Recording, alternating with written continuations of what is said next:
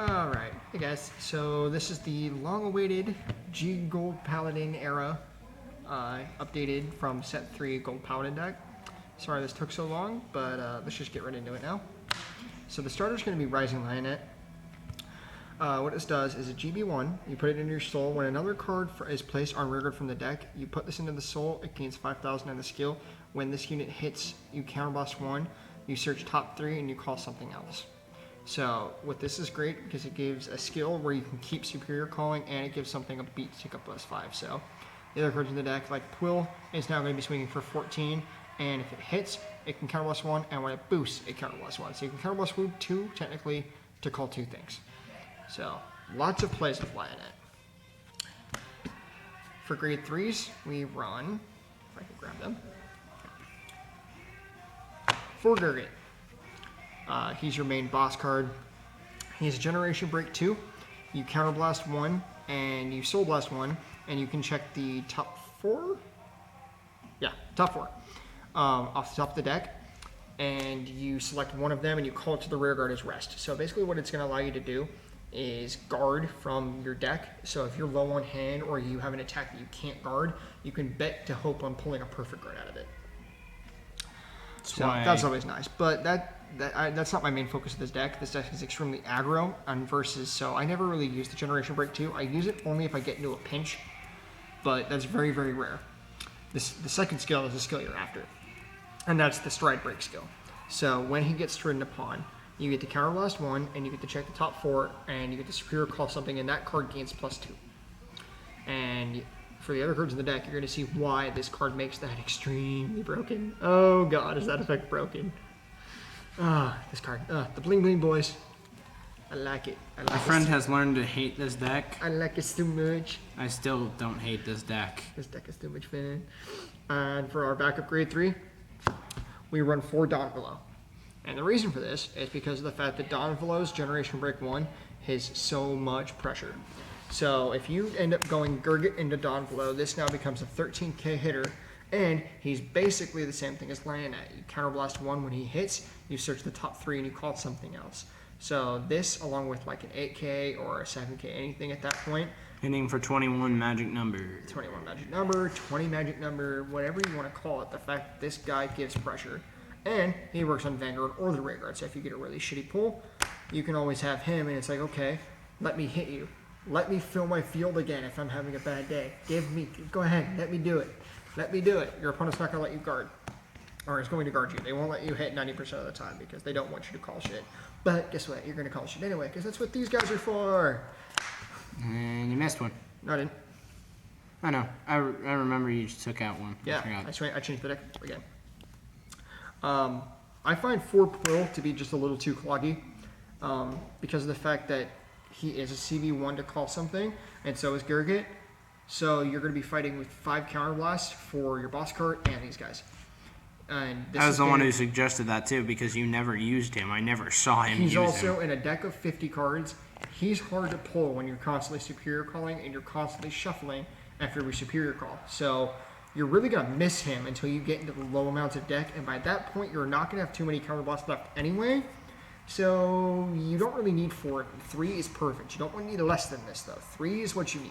If you go 2, you're never going to see him ever, and that's not good because he does come in handy. Now we're getting into the fun stuff. All right, so Fam Goal. We run 4 of these little bastards. What this guy does is on GB1, is when he's superior called from the deck, after you're shuffling from the shuffle, so you can do it with this guy, and you can do it via Gurguit. Once again, you get this guy off of Gurguit, this now becomes a 10. Then you pop Lionette, and he becomes 13k base on his 15. own. Technically 15.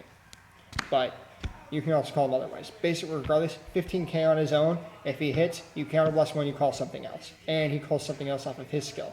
So, you call, you give your skill, he gets his pump, you search the top 3 for something else. And that is great because he's a free call. As long as you pull him, you pull something else. So you can easily refill columns very, very fast and very, very efficiently with these guys.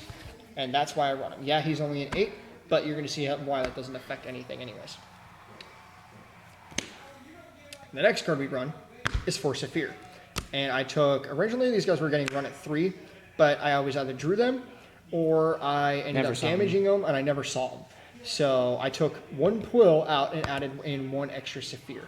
Because of that, I now am able to basically not only unflip my damage with her effect, but it gives me the soul I need on occasion to use his effect numerous times should I ever need it. I rarely ever do, and I only really use her effect only about twice, even though I run her at 4 copies, I generally hardly ever see her still. So I'm really kind of tempted to update my perfect guards a little bit and kind of see if I can find other ways to damage, unflip damage, because the deck gets very, very counterblast heavy very quick, especially when you're in a pinch. It's hard to keep your damage actually open and free and only use it when you need it. It's my mistake. So, next we run 4 OG perfect guards. I'm thinking about actually switching these out, at least 3 of them, for the new G era one that unflips when if there's a copy in the damage zone. Because of the fact that you're superior calling so much, I actually draw into these guys quite often. I never use his skill to very, very often anyway, so having only a tech of 1 in here with only one of the OGs so that way you can pull it off with this is really kind of an interesting thing. I might do it because there again, with only seeing Saphir as your only way to technically unflip damage, you have to get lucky and you're still technically losing a card when you soul charge for her. Yeah. So it's a very, very finicky deck. You have to balance it correctly, and you kind of got to learn to roll with it. But cut that. Anyway, so yeah, right now I run just a 4 OG because I do end up using a skill sometimes, and these do come from hand, and they're really perfect guards are perfect guards at this point. It's just the fact that if you choose to run the G era, which is totally fine, you can do it.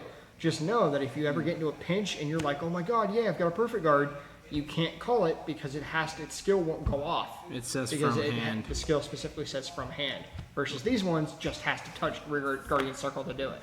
It doesn't matter. So that's the trade-off. Cut that again. So if you get any of that, sorry, I'm at my house and everything's going. We have to cut even more. Alright, so going on to grade 1s, you've probably noticed by now that we run 8 8Ks. And here's why. We run 6 8K beaters. And the reason for this is because of the fact Famgul, okay, 15 on his own, he top 3s. Now we call this. Now this is a 23 column. Saphir gets called, okay, and now I have something else. I can have a 8K behind it. It's a 16K column. You make magic number with this deck. That's how this deck functions. Everything that you're going to be calling is going to be able to beat 11 and beat 13. Always. It's always going to hit magic number. Every time, without fail. And even if you have to do, stride fodder in this, it's still 15. You can still poke at rear guards to make them have to drop 10. Everything can touch something. You'll never have a time where you're never going to be able to hit anything. And that's what's great. And these are still fun to make them 10Ks just to poke at random shit. It's really fun. Nothing pisses your opponent off more than poking at their 9K rear guard with a 10K grade 1. It annoys people. It's fun. And then last of the grade 1s is going to be 4 stride fodder. Pretty much plain and simple. If you end up getting Donvelo, you don't want Donvelo, you want Gurguit. You need Gurguit on your Vanguard, or otherwise you're probably going to lose eventually. So with these, you can stride 2. You can actually ditch your Donvelo if you have only upgrade 2, and then you can hope to pull Gurguit soon, so that way on your first ride, you don't have to ride Donvelo. And you can, these are self-explanatory. Stride fodder is stride fodder. You run 4, you don't run less. You need them in 4. Yeah. And on to triggers. So, we run 4 stand. I don't run draw in this deck because, as you can see, it's very, very aggro. It's very beat down. You don't need the hand power because you're superior calling from the deck anyway. You're going to keep your hand alive to guard with. You don't need to run any of that shit. That, and I run these because your opponent's going to think, oh god, gold, they need the hand power. They draw. No, they don't. swing with the column, and restand the column. That's the fun. But the real thing is because of these effects. It's GB1. When something is called to the rear guard, you can put this card on top of the deck. That unit that you just called gains +5, and you can draw a card. So, timing this, you can go Famgoal, +2 with Gurguit, +5 with Lionette, Famgoal Skull to call the 8K. You can now put this back on top of the deck off of that 8K, and the 8K just got an additional 5. So now you're swinging in a 28K column, and you get the draw card. And if you swing at it and then swing with your Vanguard, guess what? You have a chance to restand the column you just attacked with and get another chance for Lionette. So, yeah. Fun. I abuse the hell out of this card because this is also one thing if you're like, oh no, I've got triggers for my top 3. Go ahead. Call and make this a 6K booster. You're always calling anything. Yeah. It doesn't matter. So whatever you call afterwards is going to get a +5 boost. Don't be afraid to call these guys off of the freaking the top 2 check, or the top 3 check, or the top 5 check. If you have to call it, call it. Even if you have nothing left to do for the turn, call it behind the Vanguard. Do something. Because it's going to get done the turn after when you restrike for Gurguit. It's going to get a +5. It's going back in the deck. It's always going back in the deck, no matter what. The only downside is if you do use the effect, you must draw. So you can deck out. It's a little rare because, again, generally this way this deck functions is you beat your opponent to death before you technically do that. But it always happens. I've decked out a couple of times because I've been stalled, or I drew too much, or I didn't get the pressure that I needed. Shit happens. So just be wary that this deck you do run through your shit very quick. And then 4 heal, because 4 heal, and I really just run this art because it's non-liberator. I like my Napgull Liberator, but Liberator heals in a deck that isn't really Liberator. Makes kind of no point. I mean, personal preference, I guess, but I just wanted to be everything just to be kind of like Giera, other than my Liberator Perfect cards, because those were the only cheapest ones I could find. I didn't really want to go for the OG mark because those were a little more expensive.